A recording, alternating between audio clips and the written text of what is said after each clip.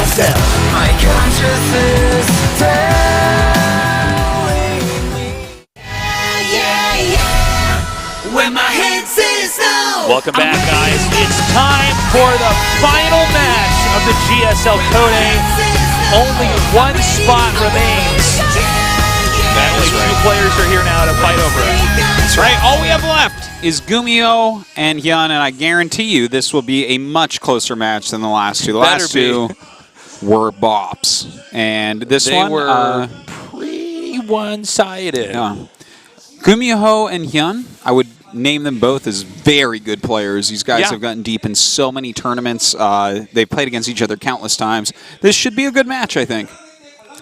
It better be. I think these guys are even enough. We all deserve a good match. We are going to get a record, time ending of a GSL Code A. If we're having 3 best-of-5s in a day. I think you're right, though, Artosis. I think HyuN, GuMiho, this should be close. I think it should go to game number 5. We basically have HyuN, who's been dominating all over the world. In fact, more outside Korea than even inside. And GuMiho, who's been around since the very, very beginning of StarCraft II. The Tal Terran. Yeah, used to be a random pro, actually. That's true. Yeah, one of the very last holdouts of random. And now they're both here. Last Code S of the year. One of these two is going to be in it. I'm fine with either one. Yeah, to be honest, they're both people that I would really like to see in Code S. We'll see, I guess. As you see, GuMiho, of course, got around to 16 last time. He's really been playing very, very well lately. He's always played well, but he's on the rise, this towel tear. And look at that towel over his mouse, as you can see. I guess he just was typing with it for a moment.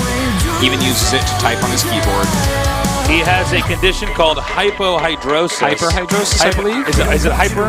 I believe it is. Hyperhidrosis, which just means he gets excessively sweaty palms. Yeah. It has nothing to do with nerves or anything like that. In this case, it's just his palms actually perspire more. A lot of people actually have that. He's just the only one that uses a towel. Yeah. And, not a lot, but some programmers have that.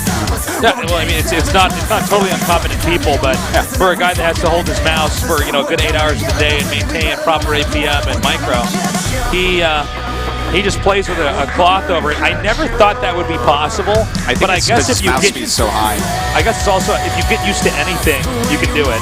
Yeah, that's true. And he is super fast, and he's got good micro, and he's got great multitasking. So obviously the towel is not slowing him down, man. Yeah, it's pretty impressive stuff. Type towel tearing into YouTube. I made a video of it the very first time I saw it before we knew who GuMiho really was. It's pretty cool. That was long ago. Yeah. And GuMiho's still here. He's in Code A. This is a guy who doesn't make as big of a splash in Code S, but I would say Code S would never have been Code S without GuMiho. Yeah, no, he's an important player for it, no doubt about that. And of course, HyuN, he's had a rough time here trying to get into Code S, definitely a topic competitor. This is a guy that got 2nd place in GSL Code S before. Name the guy who beat him, Tasteless. Wait. You can't do it because he's a ghost. Oh, wait. Who doesn't even exist. Was that Sniper? Yeah, it was right? Sniper. The forgotten GSL. Yeah, that's right. In fact, wasn't GuMiho in that top 4? If I recall correctly, I think it was Sniper that beat him. Sniper was the most forgotten, and then who else was it? Roro? Jakchi was a little bit forgotten. Roro, yeah, I guess he fell off the map a little bit. Yeah. He was so good, too, Roro. I always loved Roro. We've had 27 seasons in GSL. Jeez, that's a lot. Yeah. Well, this will be the 27th year as we wind up Code A and going into Code S. So we've had a lot of seasons, which means a lot of different champions. 27, that's almost 30. Our map lineup. Dumbest joke. GuMiho knocks out Expedition Lost. HyuN takes out Bonnie Research Station, which leaves us with Coda, Iron Fortress, Echo, Cactus Valley, and Terraform. All right. I mean, I guess we'll have to see how these guys want to go ahead and play. Now, GuMiho, this is a guy that we've seen go mech more than almost anyone, but he absolutely can play bio. Even though, there was a long stretch where GuMiho only went mech against Zerg. Every game I tuned in, because he's actually someone that, if I see a tweet that he's in an online cup and it's being cast right then, I will tune in, because this guy, always is given, really high-quality games no matter where he's playing. And I've seen him go mech, so more times than anyone, really. But I've also seen him more recently mix in bio against Zerg. Definitely have some cheeses mixed in as well. So while I would expect Mech on some of these maps, I don't think he'll necessarily do it on every map. I think Mech's gotten a little bit worse just because of some of our maps. Would you agree? Some of them. Some of them, yeah. Yeah. But yeah, some of them it can be quite good on. Let's see what he wants to do though, because even on maps that you think it might be bad on, it definitely can be playable still. And you can always catch your opponent off guard, and there's not one way to mech. Yeah. So you can definitely mix it up and still mech it up. We see GuMiho getting the towel ready as we are about to begin this. HyuN, I would actually say is the favorite here, would you? I'm actually putting GuMiho as the favorite here. That's interesting. I think it's a close match. It's a tough one to call, for sure. Yeah. HyuN has had some strong games recently. I think didn't he just beat Dark and God, my brain is like so slow today. But anyways, HyuN has played well recently. GuMiho has played well recently. I think it's a close match. I'm giving the edge to GuMiho. All right, I'm going to bet HyuN wins, maybe on game 5, but we'll see. Anyways, the map is now loading up. I'm Tasteless back with HOT6 here in the final day of the final match. One spot left, 2 players remain. Who will move on to the GSL Code S?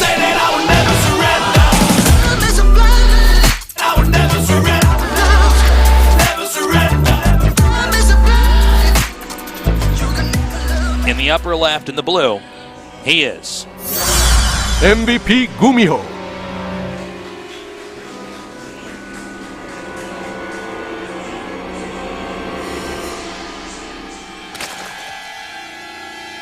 in the bottom right, in the red. Look at HyuN.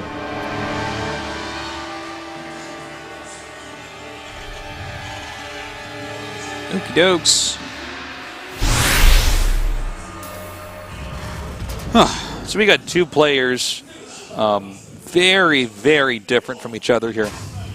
HyuN has really, well, hold up, pause. Something's wrong. Not sure what it is. I'm going to say it's not sound, because HyuN travels to too many tournaments, and he would know that by now. We'll see. Looks like we got people going into the booth now. We'll let you know when we get notified of what exactly the issue is and what the solution will be. Oftentimes, this is something pretty simple, some minor adjustment that needs to be made in the booth. Seems Pausing happens. It is a sound issue. Sound issue. Well, it wasn't another that he standard hit control HOT6 prediction right there. Whoa, It looks like we might actually have it resolved in a second here. We're gonna see what happens. It's really common, especially in a major match, that players will accidentally mute sound. Yeah. At the start of a game. Used to happen a lot. What is it? What is mute sound now? Control S. Control S, right? They'll hit Control S in a game, and then panic because they didn't know that they did it because they're binding their keys. It doesn't really happen as much anymore, so maybe it's something a little bit more complicated than that. I think it's probably just occasionally it's also just an audio jack, but the player doesn't want to have to go under and adjust knobs and plugs and stuff. So, anyways, we'll see. It could just be an error. I mean, there's a possibility, of course, that we could restart the match or whatever. Sure. And HyuN has just received a warning. A kind of a yellow card, if you will, because it was due to his own equipment. Maybe he has like a faulty cord or something. Yeah, or maybe one of the earbuds in the headphones not working. Oh, I guess that would be part of a faulty cord or something like that. I've definitely had that where like I have a headset I play with for years, and like you roll over it so many times with your chair that just kind of do that actually. Actually, yeah, these that we've had forever. There's been a couple every times now and then one of the ears doesn't work. Oh no, not just in my Sometimes left ear. I'm going like this during the cast to make it work. Around. Yeah, we've had that. They started the game. GOM is pretty strict about pauses here, and so he has received a warning. So I presume he would not be pausing anymore in this series. Yeah, I would doubt it. I'm sure it's all fine now, anyways. But I should pause it, like get my warning. Like my sound. Yeah, we should ruin this game. I like pause the game and then I like talk to the producer. I'm like, Jay, my sound isn't working. And they're like, "What is it? Oh my, you're so dumb. This guy is such a narcissist. Like this is not about you. Doing? You should pause, unpause, pause, unpause, pause, unpause, and then leave." Yes. Good old days. Yeah. You see, some pretty good players taken down. Looks like HyuN has won the last couple of them. Yep. HyuN is... A lot of times these guys have played. Oh my god. Yeah, look at that. Match history 7 and 8. It's just so close. Wow. But looks like more recently it might have been HyuN a bit more tasteless, so maybe your guess is better than mine. Could be. I doubt it, though. I'm actually wrong all the time, Artosis. I'm just really subtle. I don't mention much at all if I mess it up, man. I got to say, though, I want to tell you guys this at home as well as you, Artosis. HyuN is a player who makes me happy. Oh, he's a great guy. He is a player who really traveled the world. Mm-hmm. He got to... His English is quite proficient. Yeah, He's really so charming, easy to talk to, actually. Really positive. I'd say, knows how to behave in different cultures. And he was one of these players who, when WCS was going on in internationally, when it was first announced, he was one of these players that went outside Korea and traveled all over the world. Yeah. And competed at the highest level. And he's got like a great personality, really nice guy. You don't need to speak a word of Korean and you can have like really nice conversations with him. And just a ridiculously strong Zerg player as well. Yeah. This guy is, I mean, for like a couple of years he was finishing in the top 5 of WCS points like repeatedly, right? So, yeah. Yeah, definitely. Really impressive guy.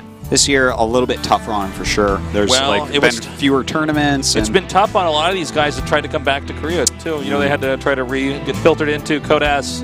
Yeah, it's already incredibly hard. Certainly. We do have some Reaper harassment going on. Oh, wow, that was a mistake. Nearly. That has to just be like a misclick by HyuN. You're not supposed to lose a drone to that, but yeah. With multiple Reapers coming in, sometimes it can be a little bit difficult, I guess. And looks like he's going to try to go for this SCV over here. And this is going to delay the command center. And this is one little victory that HyuN can keep in his pocket here, because this is going to be a pretty delayed command center. And considering which means less SCVs, later orbital, later mules, all that. It's funny you say that. Did you know that GuMiho means little victory in Korean? Are you serious? I did not know that, actually. Yeah, no, I made it up. Okay. I would have believed you, too. You could have just lied to me. I know. You would have sounded so much I see your smarter doe eyes and how you're like trying to learn. Like I see you learning. I see your brain like reforming itself with this new information, so you can tell someone later. And I'm like, I can't do that to him. Man, you can't. He just hurt me, believes man. Everything I say. Yeah, unfortunately, yeah, man. But I get hurt a lot with you, don't I? You do. Yeah. I'm terrible. You're a terrible person, Artosis. Taking advantage of fragile little tasteless here. No one deserves to have me, Tasteless. By the way, third command center is going to finish, and the starport's actually about to get done. Really fast third command here. So, I mean, GuMiho's actually in pretty good economic position here. I know we made a big deal about losing that drone. That's only a big deal because it never happens, not because it really impacts the game too much. Normally, players have their control refined well enough. Yeah. It looks like, okay, this could be a Nidus play. Definitely a possibility. It doesn't have to be. It could be like a 2-base muta as well. Because, he did scout. He sees what's going on. That's 3 command centers. So something aggressive could be okay. And, of course, 2-base muta is just a very popular build overall right now. A lot of Reapers coming up here. And they're going to get right in here and start doing damage to the workers. Oh, yeah. Now, important to note, if you're going for a lot of Reapers like this, you don't always have, a lot of Marines back at home. You did sacrifice something to get this many Reapers. So maybe if he does go for Nidus play or something like that, he could actually do a decent amount of damage. Yeah, possibly could. We see really nice harassment here by GuMiho at the front. Some great multitasking going on. Killing drones in the main, then forcing his queen back. Whoa, nice transfuse there. Plenty of queens, though. He's able to save it. Now, if he splits these queens up right, he can actually pin these Hellions back here. Oh, man, GuMiho with the crazy harass now coming in from the top. The worker's getting pulled around. Really great multitasking, as you see from GuMiho. And this is scary. Look at that. He could take damage on both sides here. And he's actually going to take a lot of damage on his workers here. Oh, you can't lose that many. 13 kills, 14 now. Certainly a few more are going to be coming up here. This is way too many drones to have lost here. Just really smart moves by GuMiho, and it's paying off hugely. And looks like he's managing to clean this up, but really at what cost? Now, here's a question, Artosis. Is it actually possibly going to be even... No, I guess I'll answer my question. I was going to say maybe it'd be even better to just do Nidus now, but I think with the Banshee out and everything else, I think this is just cleaned up. 23 drones killed. It's really tough. If he can stop all rest of damage and then just play really greedy because his opponent is going mech, maybe that's the best way to go about this. But obviously when you lose 23 drones this early in the game, that's generally something you don't come back from. Pretty much early game, you just can't lose workers. Yeah, not that many. Not that many. I mean, you lose like 4, you're like, okay. Yeah, all right. Then you have to look at what they lost and stuff, and you're like, okay, you know what, actually that was fine. You know, I killed 3 Hellions and a Reaper for 4. Okay, I can live with that. But here, 23, geez. Imagine we had 23 more drones right now, what this game would look like. Yeah, this is a pretty big blow, and you know from here it's very comfortable for Terran. Yeah. Terran really gets to navigate the game the way that he's most comfortable in. So, you know, let's see what exactly he decides to do here. HyuN is just going to go ahead and roach up. He's getting that 3rd base, which is fine, but I'm not sure if it can actually respond properly to anything that GuMiho is going to do. GuMiho actually getting 2 tanks now, and he is meching Artosis. Yeah, he certainly is. And there's no real pressure that HyuN can even put on. He's got 11 roaches, which won't really kill anything. Can't even be aggressive with him because of these Banshees either. Yeah. Wow, I didn't think he was going to send more Hellions here, but I guess as long as it deals damage, it's always worthwhile. So he's going to come in here and kill more workers. The lead gets bigger and bigger. This is a good move. Like, HyuN is not mining from his 3rd yet, and GuMiho has been for quite some time. He's up 25 supply with mech against roaches. Say that again. Against roaches, the most supply inefficient unit in the game. Yes. He's up 25 supply with mech in the early game. Yeah, you pretty much can do whatever you want from here. Well, Let me say that a 3rd time. No. Absolutely not. I think he just pushes at 150 supply. He might. He starts another command center. Too fast. Yeah, never mind. He might not. The thing is, he probably could. He probably could. I think he probably is just like, okay, when I hit a max, like, you might be max, but it's going to be like basically pure roach, and I'm going to kill you because I have siege tanks. Yeah. Siege tanks and Thors, everything else, Banshees. Oh my. Oh my, oh my. And I believe he just does a direct push into the heart of the Zerg's base. So right now, HyuN has to come up with an answer. Now, maybe if he tries to do some kind of counterattacking, problem is this is going to be the more the more mobile version of the mech army. Yeah, it's. I don't know what you're supposed to really do here. HyuN, it's like really tough at being this far behind. A lot of times you can punish Terran if they're too tank heavy because they're not mobile, but in this case, I mean, it's just Thors walk. I mean, Thors are not that mobile, but they can move fast enough to kind of, respond. They don't have to go into siege mode. No, they don't. They don't have to, screw themselves into the ground to fire in range. So you can still get around pretty easily with him. Yeah. Now, HyuN's a pretty smart player. He's definitely going for the Roach play and hoping to have a good tactical Roach engagement. So will that work? I'm not entirely sure. Is this the 5th command center starting, by the way? Yeah. Okay. Wow. I think the whole plan for HyuN is, have those roaches that he can move around with and be very, very fluid with.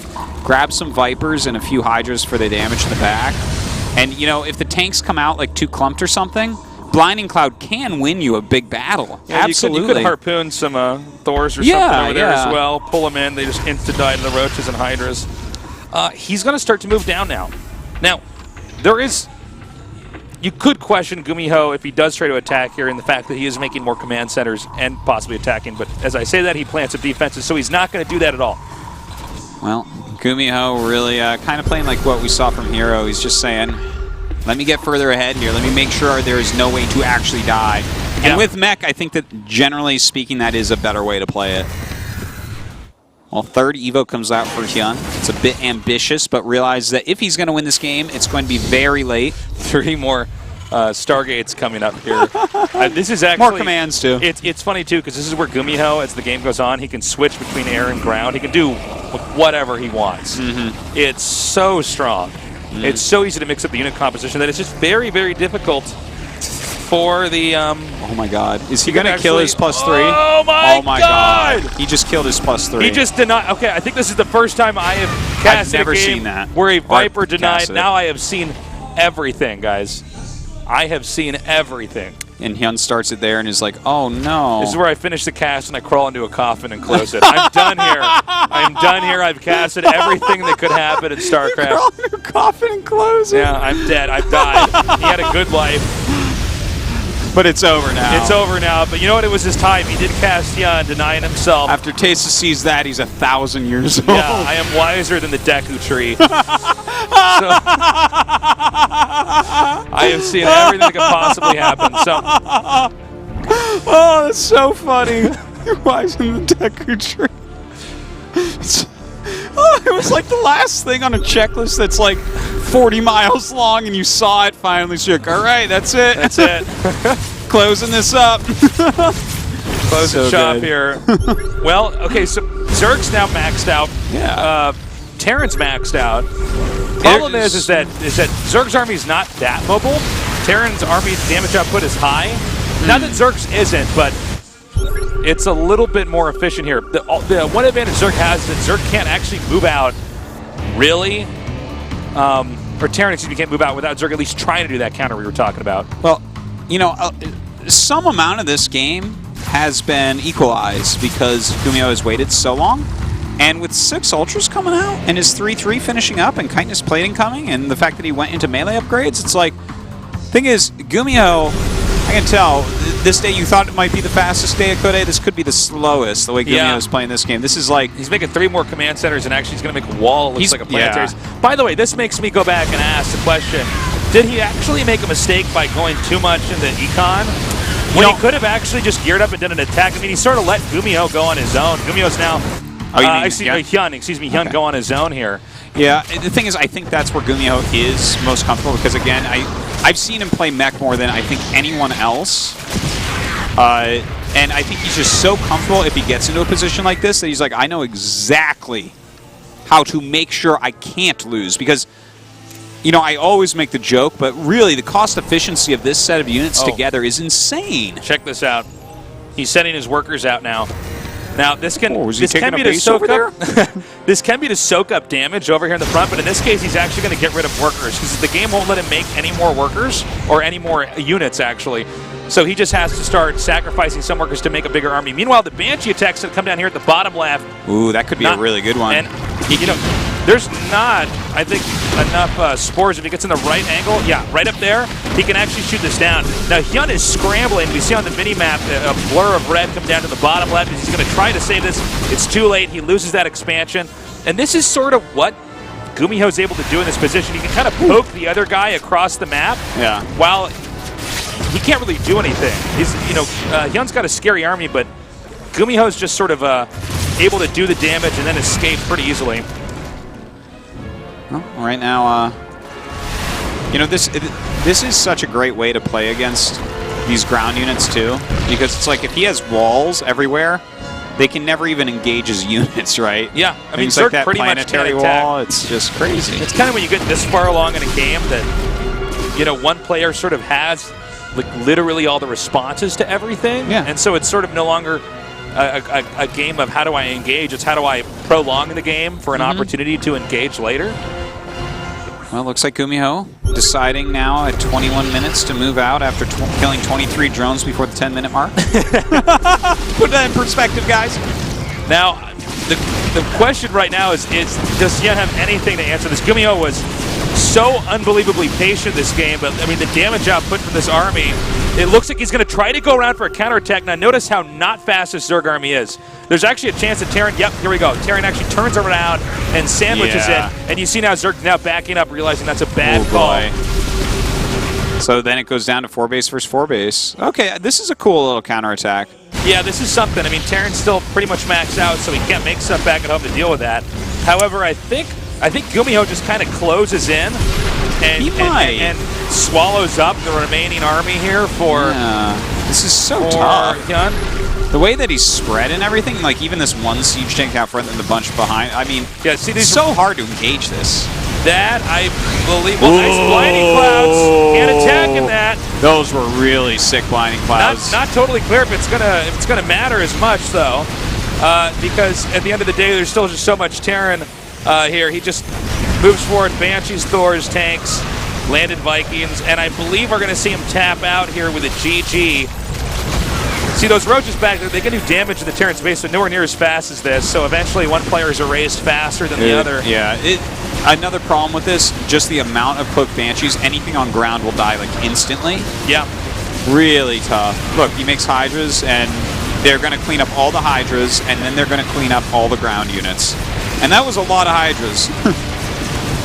And so that should be it. I believe we're just seeing HyuN digest loss here. There is GG, 1-0 lead right now. Ouchie. GuMiho handled that quite nicely. I was a little bit concerned about the way that he approached that game, because the way that I was viewing the game, I thought it would have been wiser to do some kind of timing attack after you kill that many drones. Yeah. But then you look at the position he got himself in, and you could see not even HyuN, one of the top 5 players in WCS previously, he just did not have an answer. There was nothing he could do. Yeah. I mean, damn, that was just... You know what the way looked GuMiho like? played, it's like a lot of people can question, like, you know who is I he saw waiting there? too long? Yeah. I saw young Artosis in GuMiho. That was young Artosis. It's exactly how I used to play, guys. I'd be like, oh yeah, I'm ahead. Well, I'll get more ahead. Yeah. And you can't kill me. Leave the game at your leisure. Seriously, it did look like you when you were back playing a lot. I mean, that's a different style of playing, but it does work. And it's actually very difficult for other players to deal with versus surviving, you know, a 5-minute timing window. You just end up losing. It's just like, if you can't kill your opponent, then what are you going to do? That's a great way to win the game, I think, by never dying. Yeah, you are truly a philosopher. Try to attack me. Oh, if you know how I me, win? I just never die. Yeah. Our next match, Last man standing, dude. That's StarCraft 2, right? It's StarCraft 1, StarCraft 2. It is. It's Most RTS. games. Yeah. You don't have to win with a special attack. You can just win by dragging it out long Which enough. can be beautiful in its own right. Absolutely. Let's make it hot. In the bottom right, in the red, up 1 game. MVP GuMiho.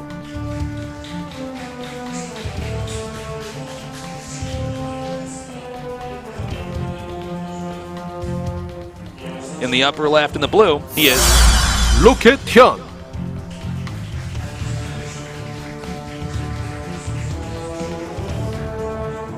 All right. Now we gotta back up and just mention again. HyuN lost 23 drones at the beginning of the game. It was way too much damage. It was kind of a funny game. Yeah. Because it started sad and it ended sad. But yes. even the middle of the game couldn't feel too good for HyuN because he's trying to play catch up while GuMiho's playing just stay ahead. He did his best, but GuMiho made no mistakes. He just kept getting further and further ahead. Yeah. And HyuN is like, well, there's actually just against someone this experienced on this map that has done this much damage, there's just no way. You can't do it. But this map is really, really different in the cross spawn. So if GuMiho on Iron Fortress wants to go for mech play, he's got to be a little bit more on top of things because, I mean, it's such a big map. It's much harder to defend. I don't know if he should do it on this map at all. He might not. The thing is, he goes mech still, I would say, most of the time in TvZ, but he actually has good bio play. So definitely, there's a range in there for GuMiho that he can alter it. HyuN is a guy who's played on more major stages than most pro gamers. Oh, sure. When you compare it, because he was on the international circuit purely. Yeah. For what was it? He was on the international circuit for about 1.5 years. I would say longer. 2 years. I think it was like a little bit over 2 years. So then he's been out there for a while. Or so 3 years. This is a guy who definitely knows how to cool his nerves. I'm like, what year is this? But yeah, no, he's traveled so much and he's played in front of so many fans and under so much pressure. So, I would say it's much more than actually GuMiho's experienced. Yeah. I mean, GuMiho travels more nowadays, but it's incomparable to HyuN. So, yeah, of course. Yeah. So I would say HyuN in this situation, it's going to be a game where maybe he can still kind of recover. We'll see, though. I mean, GuMiho looked pretty scary in that last game. Oh, no. HyuN is actually an extremely good player. This guy has even been in GSL finals. You know, just because he lost 23 drones to some really great multitasking from GuMiho in that first game and just couldn't do anything from there, I think we don't judge this series by that. Like, HyuN could absolutely come back and win three in a row here. It's possible. The guy is really, really good. Now notice GuMiho here. Did not use the Reaper to scout or be aggressive. He used it to check around, and then he's going to defend here. He wants to make sure Zerk can't get in there, Zerk can't get any intel. He's playing really safe, and this is kind of indicative of the GuMiho that we see in a lot of early game play. He always plays a defensive, then he does, when he knows he can do the damage, he does it, and then he attacks it later. Whoa, almost losing it though. Wow, if he lost that to 4 slowlings that came across the map, that would be really bad. Especially since he's here for defense against things like 4 slowlings. Yeah. And hey, he was right. If he had been out on the map with that, then they would have gotten in there. They would have hit the command center. It would have been really annoying. So it was a pretty worthwhile Reaper to have at home here. But yeah, he's going to that 3rd command rather quickly. HyuN just getting a single gas at the moment. We'll see what he wants to do with this. You know, he did choose to go for 2 base Roach play last time, which isn't necessarily bad as long as you don't lose all those drones. Like, the game definitely could have looked different. You could put a lot of pressure on GuMiho had he not lost those 20-plus drones. It's also interesting because we didn't get to see a normal game from HyuN at all because he was punished so hard. Yeah. I mean, it wasn't HyuN's skill that we were watching. Yeah, it was. We watched a window where HyuN misplayed, and then he was penalized throughout the rest of the game. And it was a small misplay, too. He even closed his wall. He didn't send all the He even got that one transfuse on the queen that was about to die at the entrance. So. But GuMiho slipped in and then had more on the way. It was, like, very well done by GuMiho. Many props to him. But, well, he's going to go for stim here. So at least starting out, you know, a little bit more bio-oriented. Yeah. I would say you'll probably just go straight bio here. Oh my God! Ooh, nice catch.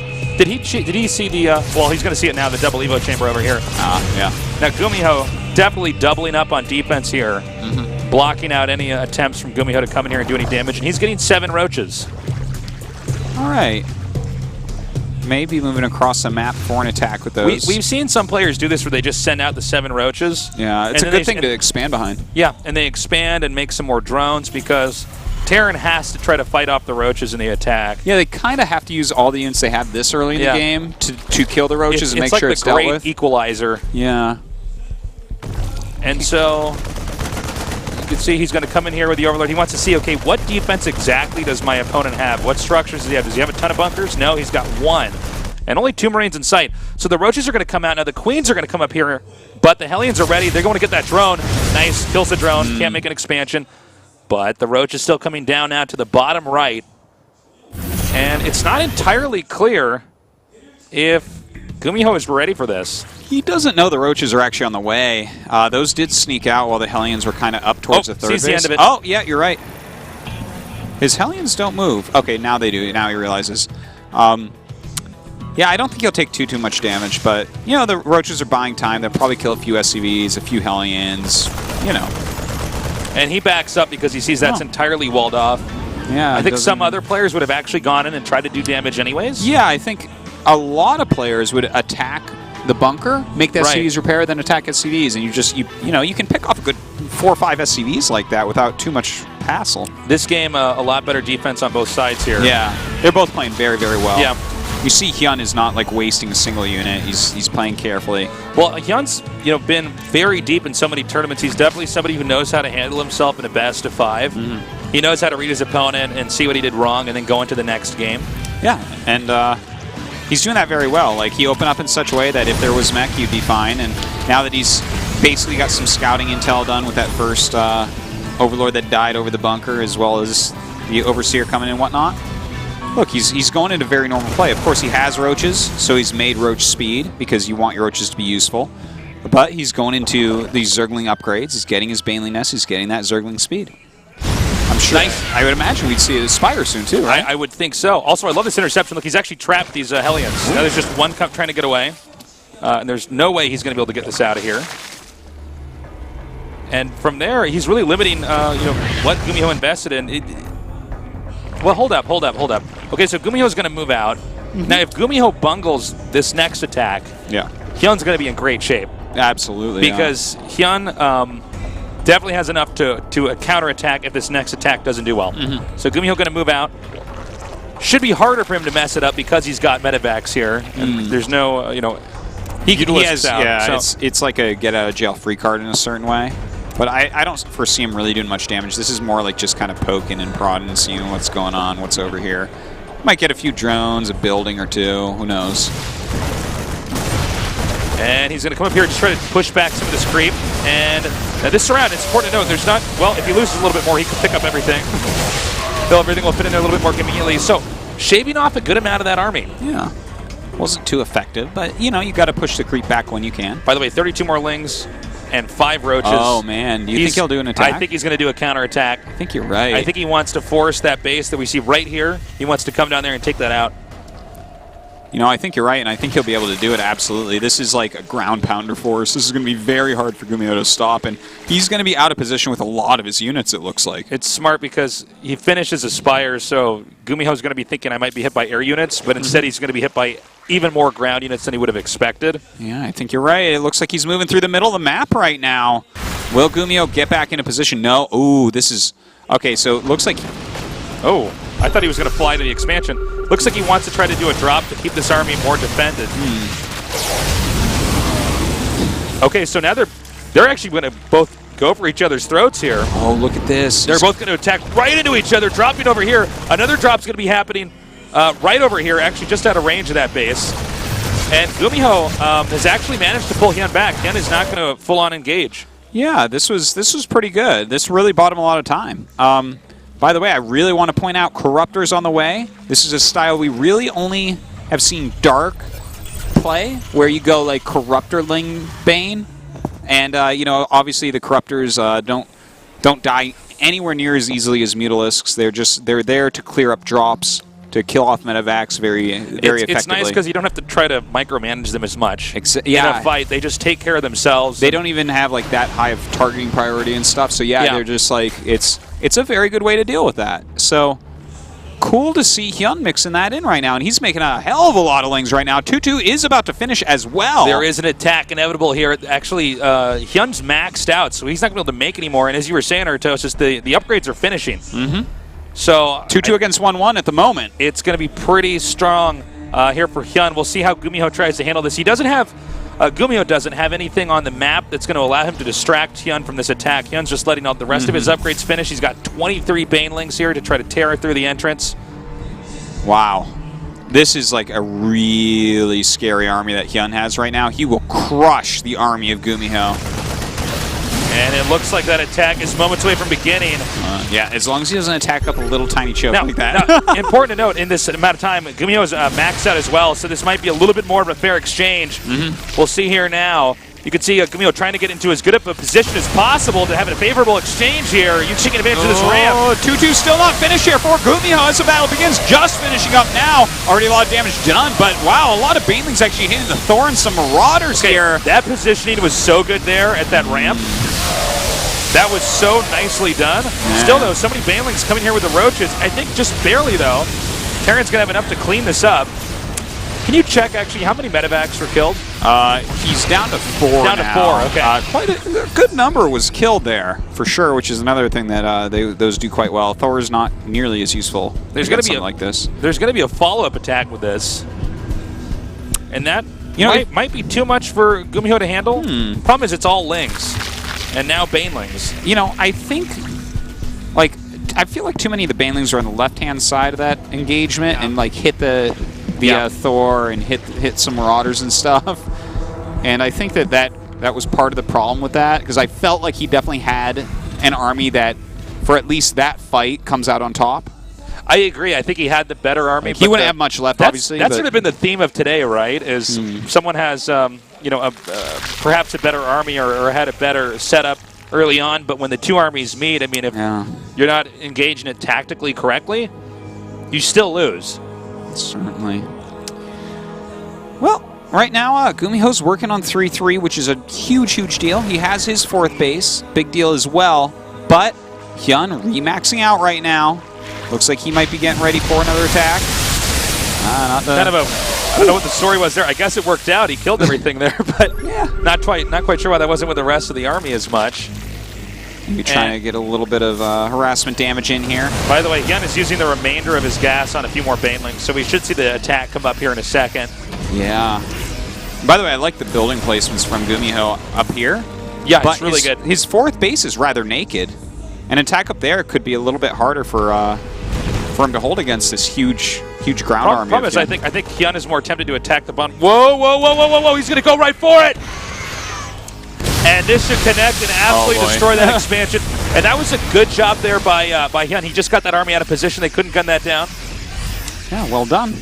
Killing quite a few SCVs as well as that planetary. So definitely hiccups this economy of GuMiho, and on such a gigantic map, that definitely makes a difference. HyuN does have another base. Look at that creep spread, looking quite nice as well. He's got the creep where it's almost in the Terran's base, by the way. He's actually going to have to engage Zerg really on close. creep. Starting to push it back a bit. He does need to get that fourth base mining again, GuMiho does.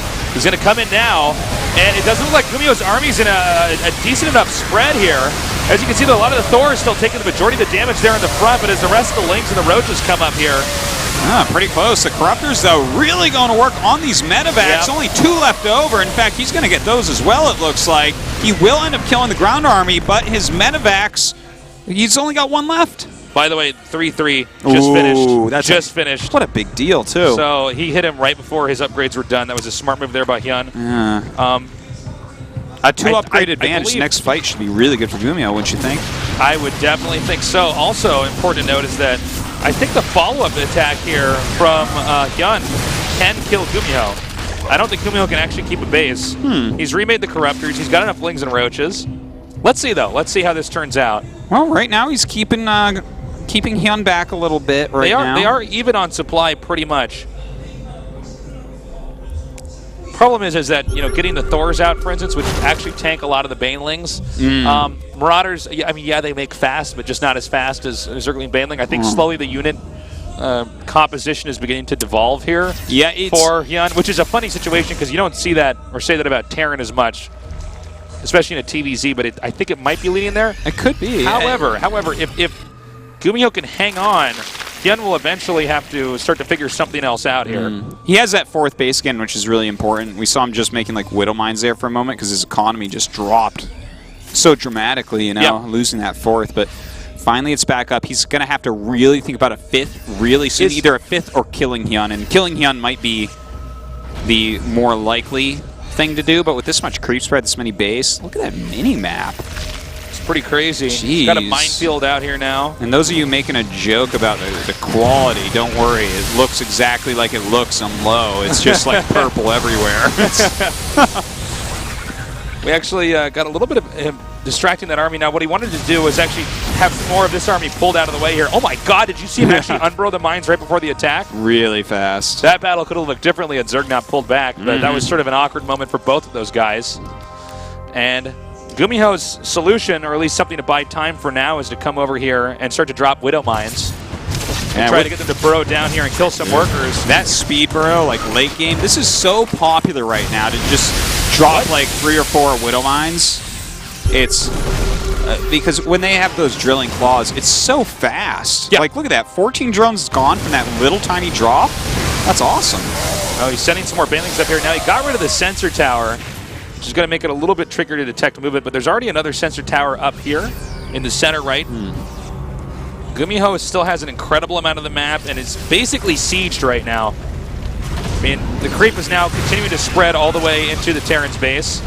And you can see HyuN's trying to seesaw the unit composition on the map so that GuMiho's army is not exactly in the right place. Since HyuN can move a little bit faster, he's trying to get GuMiho to run to one base and pretend that he'll hit the other one. It's not actually working just yet. I gotta say, it's kind of impressive that GuMiho's hung on for this long. Yeah, it's definitely a harder thing for him because if he missteps, HyuN can like basically do a game-winning move. But really bad attack there. By the way, I do want to point out that HyuN did get 3-3 just moments ago. So the next battle going to be even on upgrades, which is a huge deal. A lot of times in late game, Terran does have a 2 upgrade advantage, but here it'll be even. Gotta say, I'm trying to imagine how GuMiho can get out of this. Well, hold up. Okay, he's managed to get him possibly out of that position. We'll see how this engagement goes now. That note, he sent the Banelings, a lot of them over to connect with that planetary, it looks like. Oh man, that planetary might be going down. It goes down. Takes it out. Now, this is the moment where he's unleashed the beast from the cage. Now, GuMiho gets to tear across the map. Since most of the army for HyuN was traded on the expansion, GuMiho now gets an opportunity to counterattack. And, man, he's doing a pretty good job, actually. I wonder if HyuN made a mistake back here. Well, look at this. He's going right for the upper left. He might even try to go over the heart of the Zerg's base. Terran nearly maxed out. About 10 supply right now ahead of the Zerg. I think HyuN could be okay, though, because the economy of GuMiho is almost non-existent. He's barely mining. He's going to float up a command center, perhaps? Or no, he's actually rebuilding the fort, so it's going to take a while to get any more units out there, really?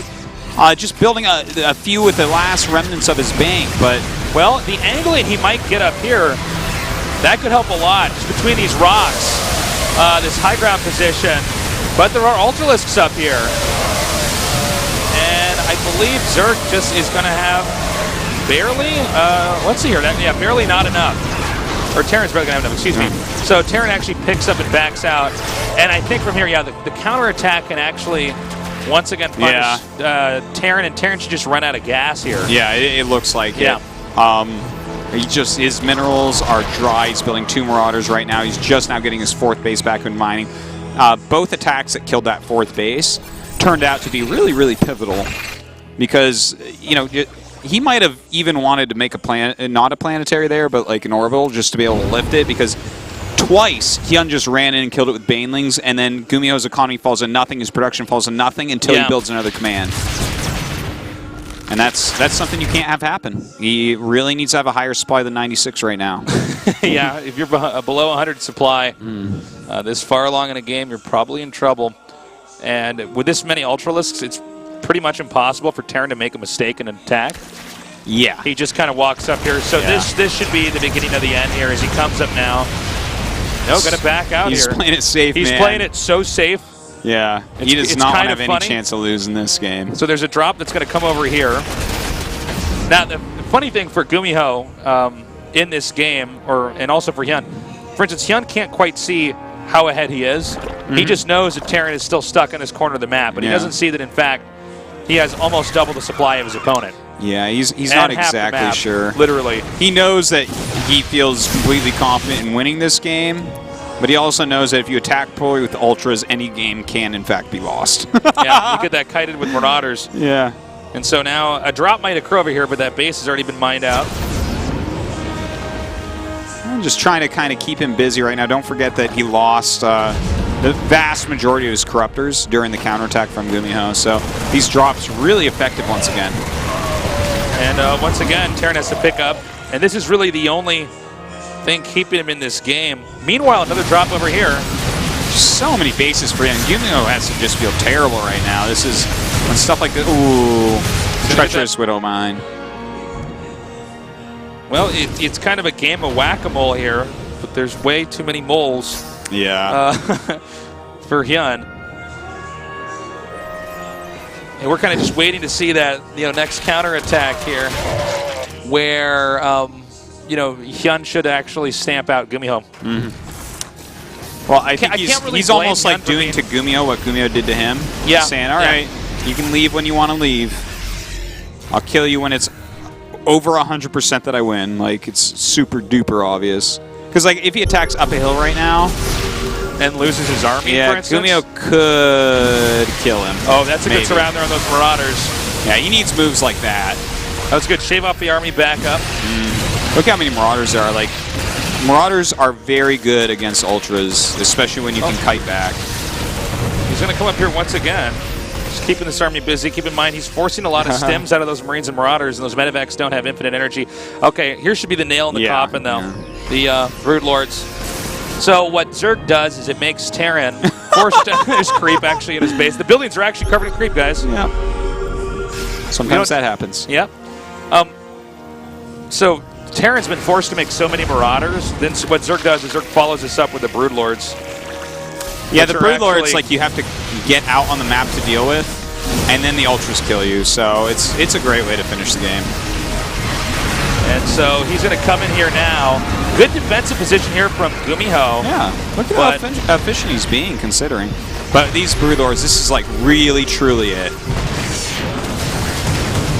Like, you have to actually stim down and kill those, and if you do, the ultras kill everything. So as long as he keeps the Broodlords back so that they can't be hit from the high ground, it's just whittling him down over time. And so this will really allow him to just chew through the remaining defenses here. While this is going on, by the way, we didn't actually catch it on camera, but there's an expansion going on at the upper right for Terran that can't land. That is true. GuMiho did want to get another base, but... All right, he's going to try to engage once again here. So many Marauders on the ground. He might try to target down these Ultras. Yeah, a lot of Lings and Banes coming in as well, and he is just going to get erased at this point. HyuN finally going to be able to pick up this victory. I was going to say, both these guys pretty tenacious. Yeah. Much longer TvZs than what we normally see. Normally they end a little bit quicker, but I mean, one guy being cautious, the other guy able to hang on and stay in the game. GuMiho is not a guy to leave a game early. He will try anything he possibly can to keep it going, to stay in there. He realizes that he knows how to be very cost efficient. And he was that game. He was like doing very well in defense considering HyuN had like, the entire map and all the tech. So it's 1-1 right now. That means we're going to go on to game number 3 here. And that means we don't have 3 3-0s. Yeah, we've already had 2 3-0s today. It's been a very one-sided day. If you're just now joining us, this is the last day of the GSL Code A. After that, we have all the players here in the GSL Code S. That's right. And after that, we know exactly what to expect starting next week. Yeah. It's gonna be either GuMiho or HyuN moving on. It's really hard to say who so far. Yeah, there's 10 Terrans and 9 Zergs so far. So I guess your prediction makes it a little bit more racially equally distributed. Balanced, yeah. But we'll see. It's a really close match, like we were talking about before. Like, this was the only match that Casus and I were actually split on today for who would win it. I mean, Zest and Hero, easy calls. HyuN and GuMiho, not so much. No, not so much. Our next map is going to be on Echo. And let's see what they do. It's been 2 very long games. 2 games have gone into the late end game. And I could very well see it being like this again here, especially with 2 players like this. 2 guys that know how to start and know how to finish. That's well said, well said. I guess it matters how you use the word finish, but definitely. Yeah. Because they don't go and finish each other, at least not in this series so far. They know how to finish, at least with a win. Yes, definitely exactly. A tale of caution watching these 2 guys play endgame. Anyways, our game is now loaded up. Tell your friends to tune in here. The last best of 5 in this GSL Code A is about to begin. Game number 3 here on Map Echo.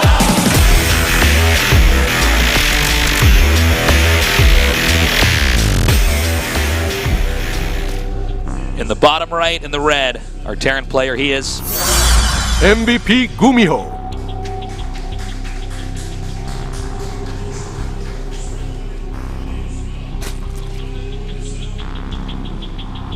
in the upper left in the blue, he is Look at HyuN.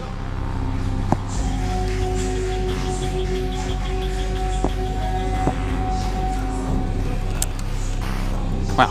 Fun series indeed. Glad that we're having a really good one, a nice, tight, close one, even if it goes 3-1. These 2 really shown that they can be quite a match for each other. So, when you look at this map, again, this diamond shape in the center is pretty important. Getting control of that, you can usually cut off circulation. Yeah, pretty easily. The center of the map is like surprisingly small. Hey, welcome to the studio. Thanks for coming to the studio, guys. Hope you're having fun. Look at that goofy guy in the glass. You made him dance. Wow. And so, in this series, I think we're probably gonna have the same game again, man. It could be. I think it's not gonna be. I think it's not gonna be a short series, man. No, I don't think it is. I think it definitely could be a very, very long one indeed. Yeah. Yeah, this map is like kind of funny the way it's shaped, like what you were saying there about the diamond in the center, because it seems like it's pretty big when you look at like where the 2 mains are. Yeah, yeah. But then it's when you actually see games on it, it's kind of a weird kind of knotted up map as far as movement goes. And if you look at like the center is so thin, it's like it's wearing a corset. Yeah. It's kind of funny too because there's actually a lot of gaps where air units can kind of fly around. Yeah, yeah. And not really be touched, not really be bothered. And so, kind of something to consider here. But a lot of this map comes down to the weirdness of that little area in the center. Yeah. Not the very center, but the outer center. Which definitely could mean GuMiho trying some sort of mech here. Yeah, sure. No, mech is definitely viable. Here. I overall kind of like the map pools that we're seeing right now in tournaments. Like we have a couple older maps in this one specifically, but I guess it's probably better not to make pros play on Dash and Terminal. But yeah, you know, it's just fun maps though overall. Even when I get to see the rare game on Dash and Terminal, it's pretty interesting. But enjoying it quite a bit. Well, you know, the new maps bring out new games. Yeah. And I like that the community makes so many of the maps, because there's a lot of, not all the smart, good map makers work at Blizzard. You know, it's great to get some other people out there that have passions for making maps. Absolutely. I mean, submit these. Blizzard has made historically great maps, you know, going all the way back to Warcraft 2. But there's a certain, I think they have a certain style of map making, I guess you could say. And it's kind of interesting to see some of these more out there map Daybreak-esque, would you call it? Yeah, I would call it that. Yeah. So the Lings came over here. This isn't doing much damage, though, to Terran. A little bit of lost mining, but yeah, it's a bit inconsequential in the grand scheme of things. Oh, he has 3 SCVs still chasing that Ling out in the middle. It's actually pretty huge. They went way to the middle of the map chasing that Ling. So that was, I mean, that's some lost mine time. It's not huge, but obviously, you know, not perfect. Yeah, we'll see if GuMiho tries to do anything aggressive early. Possibly punish it. I doubt he will, but let's see. Yeah, I don't think he has the tools to do anything. Overlord Snap scouting that again. Yeah, he's calling the bluff of those Marines. Yeah. But, you know, about the aggression that you were mentioning, yeah, he can go into, we see he is looking like he's going to go into Hellion Banshee. But that's going to take a little bit longer to gear up for aggression, whereas remember in Game 1, of course, he had the Reapers to kind of you know, make a smoke screen for the Hellions to put on the damage. Yeah, he was pretty in your face in that game. And I think that's one of the reasons why he got HyuN kind of off his footing. Yeah. Well, let's see.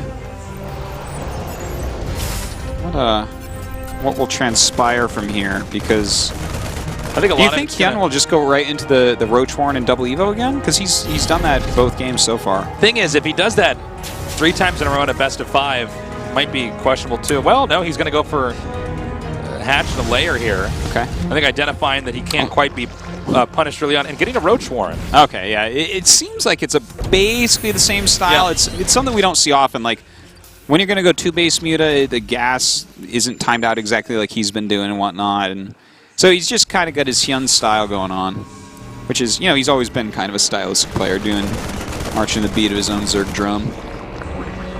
Yeah, he played pretty different even when he was competing overseas. He sort of had his own way. Yeah.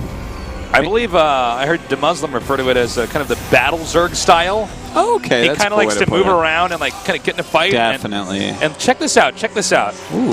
That medevac's empty. Are some Hellions waiting for it? He flew by the Overlord with it empty. Overlord doesn't know that, and then picked up these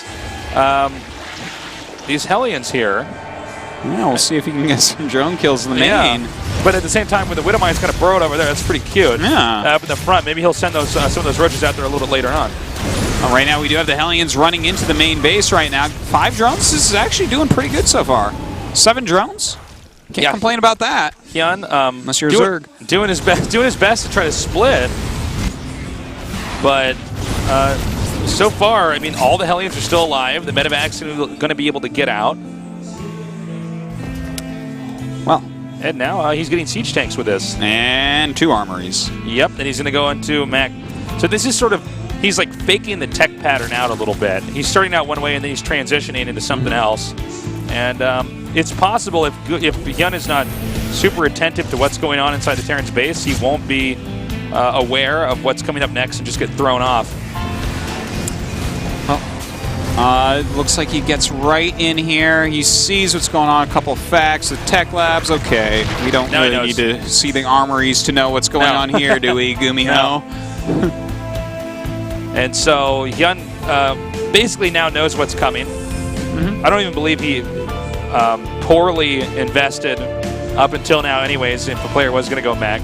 This is sort of the phase where Zerg just gets a bunch of workers. Yeah. You want to get ready for the late game. You want to be prepared. You get all your upgrades, all that jazz. And once again here, we have HyuN with just really good creep sprint, just pushing that out. And let's see if he actually gets that to the other side of the little diamond here. You know, this is very much like game 1 without the drone kills. So I'm interested to see if HyuN's style that he was originally going for can make the difference and can battle against us. Because, of course, GuMiho just waited forever and then eventually killed him. But here we have HyuN much quicker, being able to go into Hydras, being able to go into presumably Viper tech. And when he has that really nice army of Roach, Hydra, Viper, he can definitely put some pressure on and maybe get some damage done. You know, if you start reducing like siege tanks and stuff like that, it's very hard for Terran to refill it. We also got a Hellbat drop coming up here. And I totally agree with what you're saying with taking out the siege tank count. It's like you have to win one big battle usually, and then, you know, the scale has been tipped in your favor. By the way, just the shape of this map. Actually, let me just get to this little attack over here first, see how many workers are actually killed off. And so we have 5 killed that drop. Nicely done. Yeah, that's pretty legit right there. And HyuN's coming over here. Once again, GuMiho with just pretty good aggression early on, able to deal the damage. Yeah, and that's a lot of lost time. Oh my god, the flank. They actually met up here. The flank is real. That was really nicely done, actually. And how many times have you seen a transfuse on a Hydralist to block an entrance? Like never. So Tasus gets back in his coffin and closes the lid again. I've now seen it all, guys. I've seen it all. So let's talk about the way this expansions function on this map. You see Zerg here as the top, kind of close to the center base, and the far left center base. Zerg really can't get a 6th base very easily. That doesn't always matter, because games don't always go that long. Yeah. But if games do go that long, Terran is actually at a pretty big advantage, which makes this map different than most of the other maps we have. Most of their maps, after Terran's done with his 4th base, usually the 5th base is the one that's a headache. Yeah. With this, if Zerg has to get a 6th, it's a big problem. A lot of times 6th base, very easy for Zerg to take. If the game goes that long, they should have everything at their disposal to keep it safe. Yeah, you know, it's kind of a small map, so I could see it being a little bit of a problem. We do have 2-2 finishing up here. He does have his Vipers on the way, just continuing to grab upgrade after upgrade after upgrade. Of course, GuMiho doing his thing, command centers, factories, upgrades. So I think it'll be a long time before he actually moves out. I don't think he's ready. It's kind of funny to see this because even though this game, as far as what GuMiho's trying to do, looks the same, he still ends up building the same stuff back in his base. Yes. No matter what. Yeah. I mean, in game 1, we saw so many drone kills. We did see some here, although it's much later on. But yeah, kind it's of funny not that nearly as impactful no matter later on. what he's really doing, he still stays back at home. This might be why we don't see GuMiho as a GSL finalist. GLS, I don't even know how that happens. It might be just because he's not as reactionary in teching like this. Yeah, he's a bit stubborn maybe, or, you know, he definitely is a bit stubborn. I mean, if you look at the Terrans that actually win championships, they'll be quite flexible. We'll even see Maru Mech from time to time, right? But sure, yeah. GuMiho, he's like, no, I like to play this way, and you can see why. I mean, this guy is sitting here 1-1 against HyuN. He might be going into Code S. He made around a 16 last season. He's here for a reason, but he definitely strikes as a player who laid out the tracks for the train before he saw what the road ahead was going to look like, basically. He drives a train. He doesn't drive a car? Yeah, definitely drives a train in this case. Definitely not a car the way he's playing this, man. Definitely gets the command centers no matter what. You know what I mean? Definitely got to back up no matter what. Yeah. I don't know if it's going to be good or bad for him. We'll see on this map specifically. Mech might be the way to go, though, anyways, just due to the size and structure. Yeah, well, it seems like it's a pretty solid comp on this map. He's going to have to go towards a 4th base very soon. Of course, the command centers aren't going to be a problem, as we see. He's got plenty of those to float right over to wherever he might need them. Yeah, that's very true. But, yeah, you know what's funny, too? If he gets planetaries down in the low ground, I mean, how does Zerg actually get in here? If he has Vikings and planetaries, you mean like in that center? Oh man, that becomes. I mean, you have to go to Brood probably. Brood, Viper, Infestor, Corruptor, and then also some Hydras, I believe. It gets messy. So it gets really ugly when you get that far along in the game. So he's moving out now, and remember, Terran has to keep these tanks alive. Now, tanks in siege mode like that, he can leapfrog these forward, start to clean up all the Zerg creep around here. Well. And he's going to just kind of secure this area. Remember, I was saying earlier, if he gets the creep on the in the high ground, this middle area, it's pretty annoying. It's pretty difficult to deal with. But GuMiho is shoved out on the map and is starting to clean this up. But this is a lot of stuff to try to remove. Yeah. How does he ever attack down these tiny corridors against siege tanks? I don't know if he can. It's really tough. Really, really tough. Yeah, the composition overall for GuMiho is just so strong right now. It really is. Well, you can see HyuN kind of rotating around the map, trying to see if he can be where the army's not. And this is why this game was a bit stagnant at the start, is so that GuMiho would be in such a strong position with such a scary army later on. Yeah. That HyuN essentially has to attack wherever GuMiho is in. And really, it's not difficult for GuMiho to counter-rotate back over to the other bases that aren't defended right now. Oh my god, he's going to go right in here and attack. All right, well, he is going to go ahead and micro back. Okay, we have some great blinding clouds going down right now, and it looks like HyuN going to start to break through this entrenched area. And he's actually beginning to push through pretty impressively right now. Now he takes off a decent amount of the mech army, but as he gets in deeper, the damage output's just too high. He has to pack up his bags and back up. But Zerg still has a lot of resources at his disposal, so he can remake this fairly quickly and possibly try to hop back in. By the way, 3-3 just finished there for Mech. He hit right before the upgrades were done for GuMiho. Well, 3-3 is finishing up for HyuN as well, so I guess those upgrades will stay kind of similar, though mech upgrades are generally a little bit better. They give more attack value for some of these units. But yeah, this is still anyone's game just because GuMiho is so late on his fourth base. Yeah, you can cut this map in half quite easily as the mech player, but the fourth is really, really slow, so it's not like he has a gigantic bank built up like we saw in Game 1. Whereas HyuN remaxing still has a bank lead here, still has plenty of gas and whatnot. Damn it, we're getting some serious epic late game here. Yeah. These three guys produce some long, dramatic games. It's really hard for HyuN to break him, though, and he keeps making these ground units, and the thing is, I'm not saying he should make mutas or go broods or anything, but I'm like, I look at it, I'm like, wow, this is such a messy place to attack into. It's very difficult. Yeah, it's tricky too, because okay, so this base that we have down there in the center that's so perfectly defended, and because it's like just the bridge he's on, you can't really get a surround, right? So you can't get a good enough surface area damage. I guess Vipers is not a bad choice. You could try to harpoon units and pull them out. Vipers are great. Like between Blind Cloud and the harpoon, both can be so useful here. So I was mentioning this earlier, but Zerg has a hard time getting another base. You see at the upper right side of the mini-map, he's taking an expansion here. That's going to be a little bit tougher for Zerg to keep. Yeah. Granted, with Terran meching, it's probably among the easier comps to protect from. Yeah. It's still going to be a little bit trickier. It's actually a pretty tight map. Well, we do have some Hellion harassment here. Of course, the mineral units for GuMiho not really mattering at all. If he can interrupt HyuN at all, keep him on his back foot at all when he has this many minerals in the bank, he's very happy to do so. So this is sort of a funny spot. We have GuMiho like an unbreakable wall here in the bottom right. HyuN has control of the map, but it's not a big map. Yeah, so that's sort of the weird spot that they're in. It's very cramped. It's very, And so, I guess HyuN could try to come in here and nudge GuMiho to rearrange his army. I feel like these spires might be late, by the way.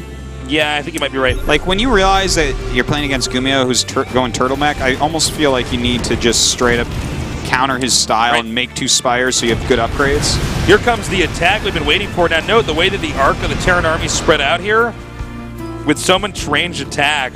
How do you actually attack into that Zerg? How on earth do you actually confront this? I'm not entirely sure. You can see Zerg kind of bumping around these areas, and it looks like he's going to be forced to engage. No, the Ultilisks, a lot of them actually stuck in the back.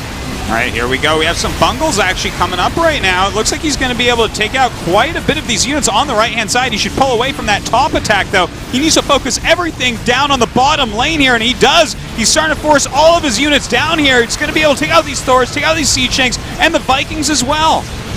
Now the supply is plummeting here. I notice that Zerg is not producing anything right now on the production tab. Yeah. And he actually opts to go for Ultras instead of Mutas here. Okay, I like it because there's a lot of Thors, but he can switch into Mutas afterwards. He killed a lot of the anti-air, not all. He needs to kill the Thors. Thors are weak against Ultras without a lot of support units. So if he makes 14 Ultras, he can just sandwich with the Ultras he already has out, kill the Thors, and then a switch into flying units would be fantastic. I think from here, I think HyuN actually can win the game. I think Zerg does win this in the long run. Even though Terran's pretty scary, he's definitely been patient enough this series. Yeah, it's because GuMiho needs another base somewhat soon. Hold up, though. HyuN's now losing workers at this expansion. You know what's funny? It's actually getting so low on resources. Yeah, the map could get mined out eventually. It's definitely a possibility. Okay, some battle cruisers on the way.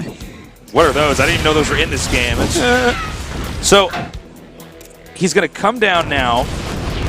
Zerg should probably just full-on engage this. Now, there's no way for this Terran army to get out of here if he starts to lose the fight. And that's a comical amount of Ultraliths here. By the way, I want to mention HyuN is like using changelings a little bit to block pathing of these clunky Thors, which is pretty cool. But anyways, here we go. Those Ultras should be able to take out all these Thors. Well, hold on. That's quite a choke. Bottleneck, yeah. It's quite a choke. Really goes to show you on a map shaped like this the difference between ranged attack versus melee attack. Yeah. You need wide open spaces for these guys, man, but it's pretty tough. He's going to go ahead, move in here. Fungal's going down on all these units. The Thors trying to take out as many as they can. Some Hydras being made behind, but really hasn't spent his bank yet. Wow. Very bad attack there by Zerg. Very, very, very bad attack. And now I think it's a skip and a hop over here to the left side of the map, lower left side, and just hit the Zerg's base. If he kills that base, that is a real pain. This is really like the burden of seeing someone on a map like this. How do you handle it? And I think what GuMiho's done is he's playing the map as much as he's playing his opponent. Almost more, I would say. I feel like he's straight playing the map, and it doesn't matter who this Zerg is. He was going to do exactly this. Interesting, we finally got in a game that looks just like this here in GSL. Oh, man. HyuN is he's out of minerals. Now, this base over here in the bottom left is not that easy to hold for Terran either. Kind of a weird game. Yeah. Definitely a base that he'd have potential to attack. So if you look at how far apart GuMiho's stuff is, look at his way left base and his way right base. You can't defend both against a maxed HyuN. But HyuN doesn't really have a maxed army. So maybe you can kind of zone this stuff out. We'll see. Well, do you at all think that it would have been a better idea to go Mutas here? I feel like he's been sticking with the Ultra. I think that even though I see the mindset behind Ultras, he can't do it anywhere near as much. If he had gone double Spire early on, so that he had like at least 2-2 when he made those 14 Ultras, I think it would have been all right. I also think instead of the 14 Ultras, what if he had made just max on Roaches immediately and just tried to kill everything, all the Thors? I mean, the thing is, this is kind of theoretical because a lot of it matters where GuMiho moves to. Yeah, that's true. So, well, GuMiho is very fine with not budging. Yeah.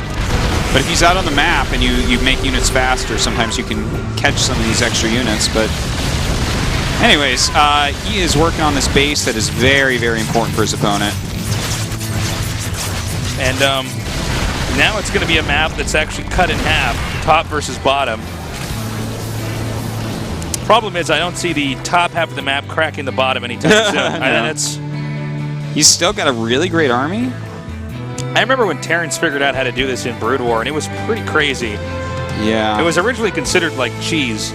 Like really early on, people were just like, well, you just, Yeah, those people were all wrong. This is how Artosis plays. But it's crazy. Like after a while, it's like, yeah, you could just turtle up. You don't have to attack. You just play really, really safe. Yeah, yeah. And look at this army. Like again, we keep asking, how do you kill this? It's really, really, really tough. And HyuN doesn't have the answer for this game, not for this map at least. No, certainly not. Although we don't have another map that's like this, so maybe HyuN will be able to shine there as well. This is really the map that's easy to do this on. But anyways, here we go. It looks like he's going to go ahead and pull in these BCs. That's pretty fantastic. Going to be able to take those out.